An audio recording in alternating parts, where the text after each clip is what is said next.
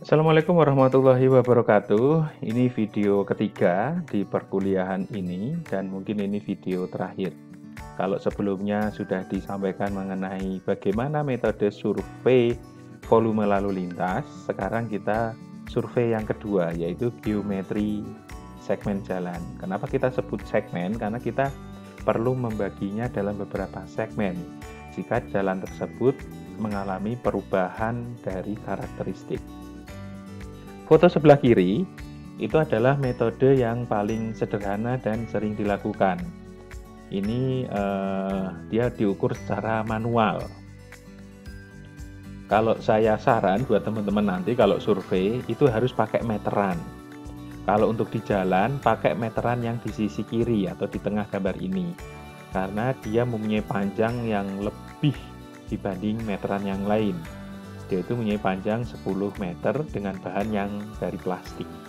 Atau kalau kakek-kakeknya masih punya meteran yang dari bahan kain, itu juga lebih bagus. Nah, karena kalau kain kelenturannya dia tidak seperti plastik. Plastik ada faktor distorsi di kelenturan. Yang perlu dipastikan saat mengukur jalan ini teman-teman harus tegak lurus dari marka jalan atau tegak lurus dari jalan itu. Sehingga panjangnya memang presisi. Teman-teman jangan gunakan meteran yang sebelah kanan, walaupun si bapak ini menggunakan meteran yang di sebelah kanan. Kenapa? Dia bari bahan besi. Kalau kita salah-salah, dia bisa melukai tangan kita dan berdarah, menyobek dari kulit tangan kita. Panjangnya pun hanya 5 meter, jadi dibutuhkan beberapa kali mengukur jika menggunakan yang meteran sebelah kanan. Jadi saran saya kalau teman-teman menggunakan meteran yang sebelah kanan, teman-teman bisa akali dengan tali rafia, tali plastik. Jadi teman-teman ukur dulu pakai tali itu, kemudian per segmennya nanti teman-teman tandai, pegang gitu. Kemudian setelah itu teman ukur di pinggir jalan dengan meteran yang sebelah kanan. Itu lebih aman. Apalagi kalau kecepatannya kendaraan di sana cukup tinggi, volumenya cukup padat, itu akan sangat riskan untuk survei ini. Jadi teman-teman untuk melakukan survei ini harap nanti hati-hati. Biasanya kami akan dibantu oleh satu orang yang mengamankan proses ini. Jadi memberi tanda kendaraan lain untuk berhenti, seperti itu.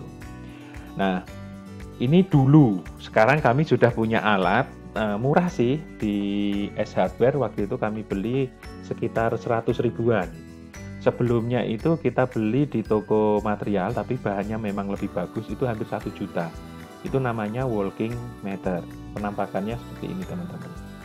Yang sebelah kanan ini yang mahal. Dia mendekati 1 juta, mungkin kalau ini lebih mahal. Nah, alat sebelah kanan ini nanti dia akan berputar. Nah, ini ada tanda ke bawah. Jadi ini pada titik awal kita survei, posisi rodanya harus berada di titik ini.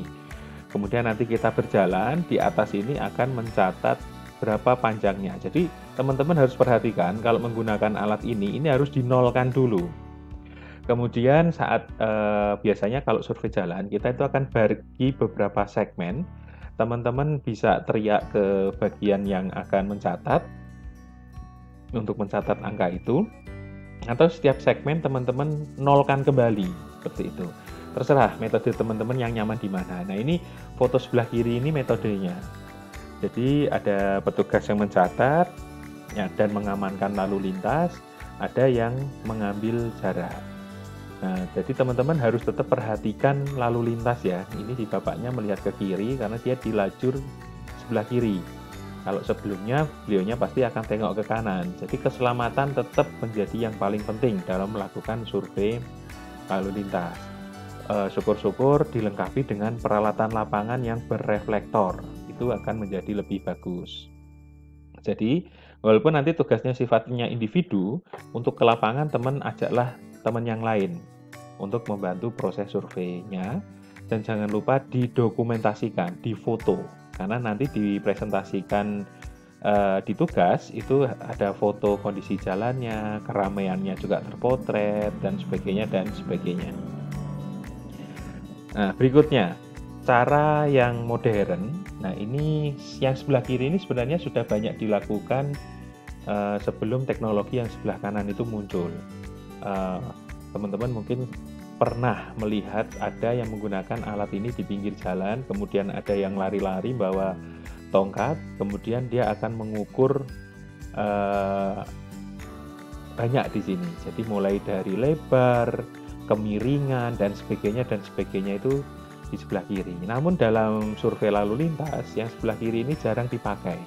Dia lebih banyak digunakan untuk mengukur rencana pengerjaan, kaitannya geometri, vertikal horizontal. Yang sekarang lebih banyak digunakan oleh teman-teman dalam mengukur lebar jalan itu menggunakan alat yang ada di sisi kanan. Ini namanya saya agak lupa itu. Jadi meteran yang pakai infrared gitu. Nah, tapi kuncinya dalam survei ini kita harus punya alat yang bisa ditembak lasernya di sisi ujung kanan dan ujung kiri. Harus kita tempatkan ujungnya.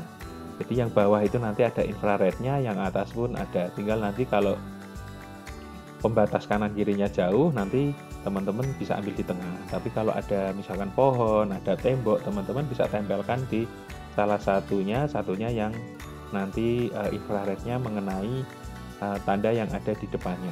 Jadi kalau tidak ada tanda atau bidang untuk tempat laser berhenti, dia tidak bisa. Nah, di sini ada min, max, dan nilai yang diambil, yang disarankan seperti itu. Saya belum pernah menggunakan alat sebelah kanan ini karena memang mahal. Waktu kami nyari itu dia masih di atas 1 juta. Jadi sementara ini kami masih menggunakan walking meter seperti itu. Nah, itu metode surveinya. Mudah. Teman-teman, kalau saya sarankan yang pertama, kalau belum punya alat yang kedua. Nah, bagaimana membagi ruang yang harus disurvei? Ini pembagiannya, teman-teman. Di jalan itu ada dikenal badan jalan, ruang manfaat jalan, dan ruang milik jalan. Ruang badan jalan itu mulai dari bahu, yang biasanya itu milik pemerintah, sampai pada bahu berikutnya. Tapi tanah pemerintah terkadang juga sampai saluran drainase. Jadi dari ujung saluran air hingga ujung saluran air. Jika saluran airnya itu sudah berkeras beton, berarti dari tembok ke tembok. Jika temboknya ini masih ada lagi lahan kosong, biasanya di desa-desa itu ada, berarti dia cukup sampai itu. Jadi badan jalan ini adalah ruang yang bisa dimanfaatkan untuk jalan. Sedangkan manfaat jalan itu seluruh ruang yang bisa digunakan. Ruang milik jalan itu dia mempunyai fungsi mendukung jalan. Biasanya sampai ujung tembok ke tembok atau pagar ke pagar. Nah, teman-teman, dalam survei ini yang perlu diukur hanya pada bagian badan jalan. Hanya pada bagian badan jalan. Meliputi yang pertama bahu. Bahu jalan itu kita ukur dari perkerasan terakhir, aspal atau beton terakhir, ke bagian yang sudah tidak bisa dilewati jalan. Misalkan ada saluran air di situ. Misalkan saluran airnya tertutup sampai ke pagar, berarti dia sampai pagar. Itu bahu jalan. Kemudian bahu jalan itu bisa berupa bahu tanah, bisa berupa sedikit bahu dan sedikit trotoar. Berarti nanti dibedakan lagi. Atau yang tadi saluran yang berada di bawah yang berperkeras, teman-teman kategorikan dia saluran, tapi nanti diberi catatan saluran yang atasnya sudah ada penutup, misalnya seperti itu. Jadi semua segmen dihitung. Kemudian lajur. Lajur ini pada umumnya dipisahkan dengan marka. Jadi nanti teman-teman bisa ukur lajur pertama berapa, lajur kedua berapa. Tetapi jika lajur itu tidak dilengkapi marka dan dia diberlakukannya 2 arah misalkan, nanti tinggal teman-teman bagi sendiri secara manual, teman-teman bagi sendiri. Kemudian yang tidak kalah penting, teman-teman harus mengukur median jalan jika ada. Tidak semua ruas jalan punya median jalan. Biasanya berupa taman atau hanya berupa beton seperti itu. Itu yang teman-teman hitung. Kemudian tuangkan dalam form survei. Ini salah satu form survei geometrik jalan yang dimiliki atau menjadi standar dari Sekolah Tinggi Transportasi Darat. Ini calon-calon pegawai perhubungan biasanya sekolahnya di sini, walaupun beberapa juga tidak masuk perhubungan tapi jadi konsultan, seperti itu. Atau jadi pengusaha juga ada. Gitu. Nah ini lebih detail lagi dalam melakukan survei, mulai dari tipe jalan langsung dimasukkan, panjang jalan, lebar jalan, jumlah lajur dia masukkan, bahkan sampai lebar efektif.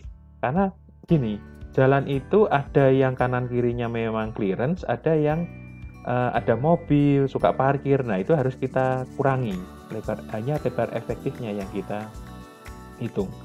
Kemudian trotoar, bahu jalan, dan sebagainya itu dia hitung. Tata guna lahan juga dihitung di sini. Karena nantinya kaitannya ini untuk menghitung capacity. Jadi apakah guna lahannya itu perlu kita konversi jadi hambatan samping. Walaupun kalau di MKJI, hambatan samping bisa diukur dari jumlah pejalan kaki dan sebagainya. Kemudian rambu-rambu, ada parkir tidak. Jadi ini sangat detail, kemudian di paling bawah digambarkan potongan memanjangnya seperti apa. Kalau kami biasanya menggunakan form yang lebih simpel seperti ini. Nama jalan, tapi kalau saran saya pakai yang pertama. Ini hanya cara cepat aja. Tipe, lebar, bahu, trotoar, jalan, median. Kalau nggak ada ya saya kasih angka 0 gitu. Keterangan itu tadi gangguan sampingnya gimana atau apapun bisa saya masukkan di keterangan. Jadi saran saya pakai yang pertama. Tapi teman-teman kalau mau pakai yang kedua ini juga nggak apa-apa. Nah, apa yang diperlukan dalam survei geometri? Pertama pasti meteran yang dipakai untuk mengukur. Apakah meteran nanti diukur di samping untuk mengukur sementara pakai rafia, tali plastik, silahkan. Kemudian hailing meter, tapi ini penting nggak penting? Dalam arti penting teman harus mengikuti konsepnya, tetapi tidak penting harus ada. Jadi prinsipnya dalam mengukur itu harus tegak lurus. Dia tidak boleh miring, juga tidak boleh miring dari sisi ketinggian. Karena miring itu berarti akan nambah panjang. Jadi ketinggiannya harus sama, jadi harus sejajar.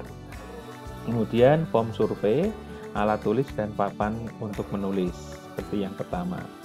Karena di sini memudahkan kita untuk menulis hasil surveinya. Demikian teman-teman untuk materi perkuliahan hari ini ada 3 materi. Apa itu survei lalu lintas? Bagaimana metode survei volume lalu lintas? Dan yang kedua, bagaimana untuk survei geometri jalan? Survei ketiga akan disampaikan setelah UTS. Materi pertama, minggu pertama setelah UTS kita akan bahas survei kecepatan. Semoga dimengerti, jika tidak silahkan teman-teman tanyakan di Zoom pada link yang sudah disiapkan. Kemudian yang kedua, teman-teman tugasnya mulai dapat dikerjakan, nanti akan diupload di SIPS. Terima kasih. Assalamualaikum warahmatullahi wabarakatuh. Semangat!